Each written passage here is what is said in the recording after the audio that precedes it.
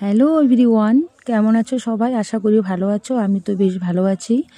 তো আমি টুম্পা চক্রবর্তী, আমার পেজ থেকে বলছি। তো মকর সংক্রান্তি দিনের হচ্ছে পিকনিক, বিহু, যেটা আসামে থাকি, আসামের জাতীয় উৎসব হচ্ছে বিহু। তাই মকর সংক্রান্তির দিনে এখানে বিহু পালন করা হয়। তো বিহুর দিনের যে পার্টিটা হচ্ছিল সেটার জন্যই প্রথমেই গেলাম বাজারে গিয়ে মাছ দেখলাম কি মাছ নেওয়া যায়। তো মাছের বাজার ঘুরে ঘুরে অবশেষে মাছ পছন্দ হলো, সেটাই কেটে দিল, নিয়ে আসলাম বাড়ি।